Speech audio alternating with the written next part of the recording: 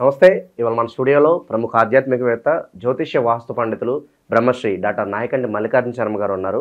మార్చి నెలలో సింహరాశి వారికి ఎలాంటి ఫలితాలు ఉండబోతున్నాయి అనేది గురుగారి నుండి తెలుసుకుందాం. గురుగారు నమస్కారం. నమస్కారం అండి. గురుగారు, మార్చి నెల 2025 సింహరాశి వారి పరిస్థితి ఎలా ఉండబోతుంది? ఎలాంటి రెమెడీస్ చేసుకుంటే బాగుంటుంది అంటారు? తప్పకుండా. ఓం శ్రీ గురుభ్యో నమః. సింహరాశి వాళ్ళకి మార్చి నెలలో ఏ విధంగా ఉండబోతుందో ముందుగా తెలుసుకునే ముందు గ్రహాలు ఏ రాసుల్లో సంచరిస్తున్నాయో ముందుగా తెలుసుకోవాలి. ఇవన్నీ కూడా గోచారీత్యా చెప్పబడే ఫలితాలు. అంటే this is a transit system అంటాం మనం. అయితే వృషభంలో గురువు, మిథునంలో కుజుడు, కన్యలో కేతువు, శని కుంభరాశిలోను మార్చి 29వ తారీఖు రాత్రి శని కుంభరాశి నుంచి మీనరాశిలోకి సంచారం చేయటం, ప్రథమార్థంలో రవి కుంభంలోను, ద్వితీయార్థంలోను మీనరాశిలో సంచారం చేయటం, బుధుడు, రాహువు, శుక్రుడు గ్రహాలు మీనరాశిలో సంచారం చేయటం జరుగుతుంటుంది. మరి సింహరాశి వాళ్ళకి ఎలాంటి ఫలితాలు జరగబోతున్నాయంటే, సింహరాశి వాళ్ళకి కుజుడు వల్ల మేలు జరుగుతుంటుంది. కుజుడు వల్ల ఎలాంటి మేలు జరుగుతుంది అంటే, చిన్న కార్మికుల దగ్గర నుంచి కార్మికులు, కర్షకులు ఇలాంటి వాళ్ళందరికీ కూడా ఆదాయ మార్గం అనేది బాగా పెరగటం, చేతి నిండా పనులు జరిగే అవకాశాలు ఎక్కువ ఉంటాయి. అంటే వాళ్ళు 24 గంటలు కూడా పనిలో ఉంటారు. ఆ పనికి తగ్గట్టుగా ఆదాయము, వాళ్ళని గుర్తింపు అవకాశం ఎక్కువ ఉంటుంది. అంటే గుర్తించే అవకాశాలు ఎక్కువగా ఏర్పడుతూ ఉంటాయి. అంటే కుజుడి వల్ల మంచి లాభం కలుగుతుంటుంది అని అర్థం. అంటే రైతులకు కానీ, కెమికల్ కంపెనీ వ్యక్తులకు కానీ, మెడికల్ ల్యాబొరేటరీస్ వాళ్ళకు కానీ, కెమిస్ట్రీ లెక్చరర్స్ కానీ ఇలాంటి వాళ్ళకి అద్భుతమైన లాభాలు కలిగే అవకాశం ఉంటుంది. అంటే వీళ్ళు మెడికల్ ల్యాబొరేటరీస్ పెట్టచ్చు, డయాగ్నోసిస్ పెట్టచ్చు, అలానే వైద్యులకు కూడా అనుకూలంగా ఉంటుంది, అలానే రేడియాలజిస్టులకు కూడా అనుకూలంగా ఉండే అవకాశాలు ఎక్కువ ఉంటాయి. అలానే ఏదైతే ఇళ్లకు సంబంధించిన కన్స్ట్రక్షన్ కానీ నిర్మాణాలు చేపట్టే వ్యక్తులందరికీ కూడా వీళ్ళకి బాగుంటుందని చెప్పుకోవచ్చు. అంటే కుజుడి వల్ల బాగుంటుంది. అయితే గత కాలం నుంచి చాలా సమస్యలు ఉన్న వ్యక్తులు, కోర్టుకు పరంగా ఉండే సమస్యలు ఏదైతే ఉంటుందో, అన్నదమ్ముల మధ్యలో వివాదాలు, అలానే పిత్రార్జితం ఏదైతే రావట్లేదో అలాంటి వ్యక్తులందరికీ కూడా, అంటే వంశపారంపర్యంగా లభించే కొన్ని అసెట్స్ అంటారు, ఆ అసెట్స్ కూడా వచ్చే అవకాశం ఉంటుంది. డబ్బు పరంగా కూడా ఇబ్బందులు లేకుండా వాళ్ళ డబ్బు వీళ్ళ చేతికి అందే అవకాశాలు ఎక్కువగా ఉంటాయి. అంటే కుజుడి యొక్క ప్రభావం అనేది వీళ్ళకి సింహరాశి వాళ్ళకి లాభస్థానంలో ఉండటం వల్ల అనుకూలంగా ఉంటుంది. దాని తర్వాత రెండవ స్థానంలో కేతు యొక్క విషయం. రెండవ స్థానంలో కేతు యొక్క విషయంలో తీర్థాలు, పుణ్యక్షేత్రాలు వెళ్ళటం, మానసికంగా కొంత ఒత్తిడికి గురే అవకాశం ఉంటుంది. ఎలక్ట్రానిక్ గూడ్స్ కొనుగోలు చేసే అవకాశం ఉండటం. దాని తర్వాత భార్యాభర్తల మధ్యలో కొంత ఏకాభిప్రాయం అనేది కల్పించుకొని ముందుకు వెళ్ళాలి. వీళ్ళకి ఏకాభిప్రాయం లేకుండా ఏదో రకంగా విషయాన్ని పక్కదోరు పెట్టించడం ఒకటి, బయట వ్యక్తుల ద్వారా వీళ్ళ యొక్క గొడవలు, అంటే వీళ్ళ డిస్ప్యూట్స్ జరిగే అవకాశాలు ఎక్కువ ఉంటాయి. అలాంటివి కాకుండా బయట వాళ్ళ విషయాలు కూడా ఎంతవరకు నమ్మాలో అంతవరకే నమ్మి భార్యాభర్తలు ఇద్దరు కూడా సుఖంగా ఉండటానికి ప్రయత్నం చేయటం అనేది చాలా అవసరం, అది నెససరీ కూడా.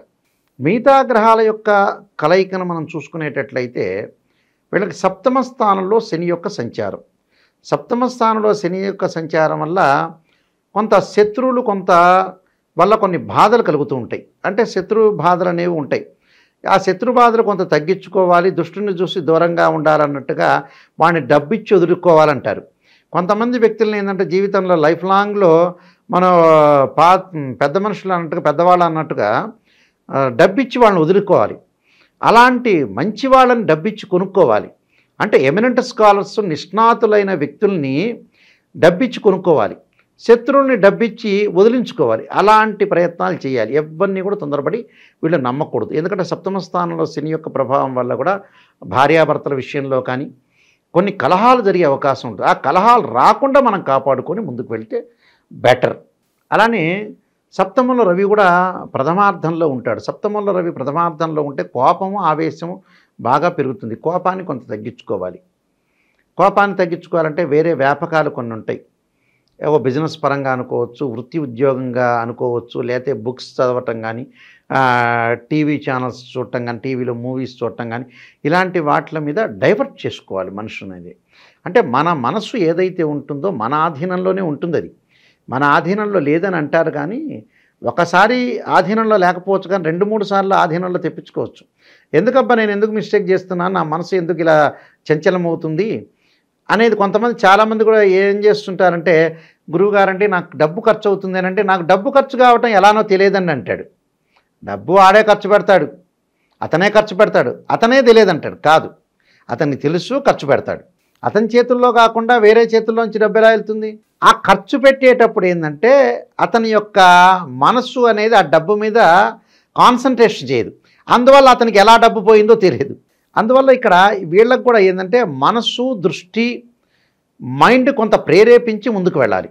అప్పుడు వీళ్ళకి అనుకూలంగా ఉంటుంది. కాబట్టి ఇక్కడ ఉద్యోగపరంగా ఇబ్బందులు లేకుండా తోటి కొలీగ్స్ కొంతమంది ఉంటారు, సహచరులు. ఆ సహచరులతోటి కూడా కొంత వాళ్ళు మాట్లాడే విధానంలో కొంత మార్పులు చేసుకొని ముందుకు వెళ్ళాలి.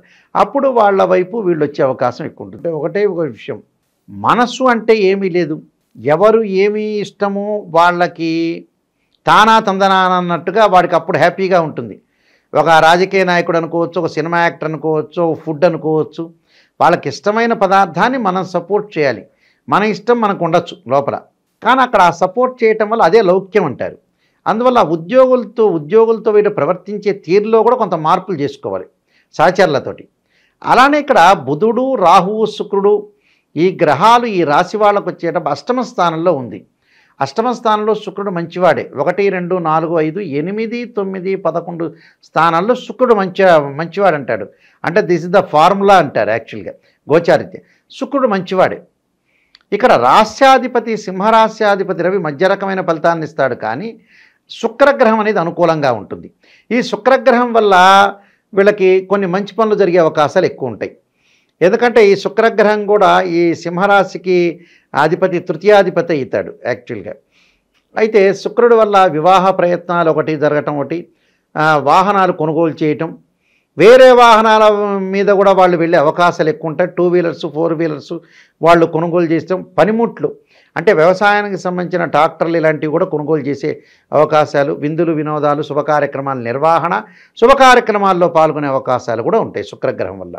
అలానే అష్టమ స్థానం రాహు వల్ల పెద్ద ప్రయోజనం కలగదు నిజం చెప్పాలంటే. ఆరోగ్యపరంగా కొన్ని ఇబ్బందులు కలిగే సూచనలు ఉంటాయి. కాబట్టి ఆరోగ్యపరంగా ఇబ్బందులు లేకుండా కొంత ఆరోగ్యాన్ని నెగ్లెక్ట్ చేస్తుంటారు చాలామంది కూడా. ఏదో డబ్బులు ఖర్చు అవుతాయి, ఆ డాక్టర్ దగ్గరికి వెళ్తే, లేకపోతే ఈ ట్యాబ్లెట్ వేసుకుంటే నాకు పడట్లేదు, ఈ ట్యాబ్లెట్లు మెడికల్ షాపులో వాటిలో కొంతమంది ఏంటంటే మనం ఎక్కువ సంవత్సరాలు బతకాలంటే ఏమిటి, దేనికి డబ్బు ఖర్చు పెట్టాలో దానికే డబ్బు ఖర్చు పెట్టాలి. ఈ అష్టమంలో రాహు ఉండటం వల్ల కొంత మానసికంగా ఒత్తిడి ఇవన్నీ కూడా కొంత తగ్గించుకొని ముందుకెళ్తే వాళ్ళకు బాగుంటుంది. 8వ స్థానంలో బుధుడి వల్ల వ్యాపారంలో నూతన వ్యాపారాలు ప్రారంభం చేయకూడదు, ఉన్న వ్యాపారాన్ని కొనసాగించడం మంచిది. ఏ వ్యాపారం అన్నా కొత్త వ్యాపారం చేయటం వల్ల కూడా కొన్ని ఇబ్బందికరమైన వాతావరణం ఏర్పడుతుంది. అంటే ఇబ్బందికరమైన పరిస్థితులు వస్తుంటాయి. అలాంటి పరిస్థితులు రాకుండా మనం చూసుకోవటం అనేది ముఖ్యమైన విషయం. అంటే ఈ సింహరాశి వాళ్ళకి ఈ మాసంలో కొన్ని కష్ట నష్టాలని కొంత ఓర్చుకోవాలి. చిన్న చిన్న కష్టాలు, పెద్దగా ఏమి వాళ్ళ ఆందోళన చెందాల్సిన పని లేదు. కొంత శత్రు వృద్ధి కలగకుండా చూసుకోవాలి. ఎనిమీస్ అనేది మొదటి వారంలో ఆరోగ్యము, ధనలాభము, సంతోషము, కొంత ధైర్యం కలగటము.